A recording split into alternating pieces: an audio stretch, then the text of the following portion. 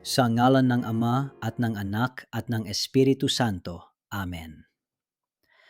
Mabuting Ama sa langit, maraming salamat po sa panibagong umagang ipinagkaloob ninyo sa akin.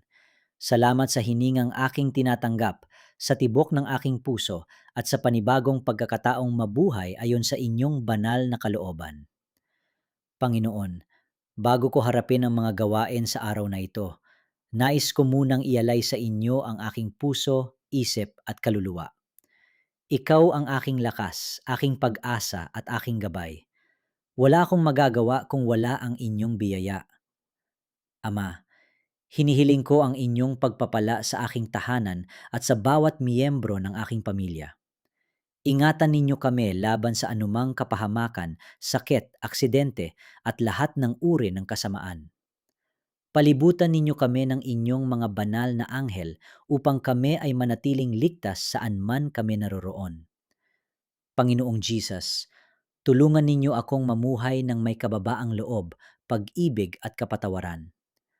Alisin ninyo sa aking puso ang galit, inggit, takot at pag-aalala. Punuin ninyo ako ng kapayapaan na nagmumula lamang sa inyo. Espiritu Santo, gabayan ninyo ang bawat desisyon na aking gagawin ngayon. Bigyan ninyo ako ng karunungan upang piliin ang tama, ng lakas upang gawin ang mabuti, at ng tapang upang manatiling tapat sa aking pananampalataya kahit sa gitna ng mga pagsubok. Panginoon, pagpalain ninyo ang aking trabaho, negosyo, pag-aaral at lahat ng aking mga gawain. Buksan ninyo ang mga pintuan ng oportunidad na ayon sa inyong kalooban. Pagpalain ninyo ang bunga ng aking pagpapagal upang magkaroon ako ng sapat na pangangailangan at maibahagi ko rin ang inyong kabutihan sa iba. Kung may mga pagsubok na darating sa araw na ito, tulungan ninyo akong manatiling matatag. Turuan ninyo akong magtiwala sa inyo kahit hindi ko naunawaan ang lahat ng nangyayari. Alam kong ang inyong mga plano ay laging mabuti at puno ng pag-asa. Patawarin ninyo ako sa aking mga kasalanan. Linisin ninyo ang aking puso at gawin ninyo akong kasangkapan ng inyong pagmamahal. Naway makita ng mga taong aking makakasalamuha ang inyong liwanag sa pamamagitan ng aking mga salita at gawa. Panginoon, ipinapanalangin ko rin ang lahat ng nanonood at nakikiisa sa panalangin ito. Pagpalain ninyo ang kanilang mga pamilya, kalusugan, kabuhayan at pananampalataya. Hipuin ninyo ang mga may sakit at bigyan ninyo sila ng kagalingan.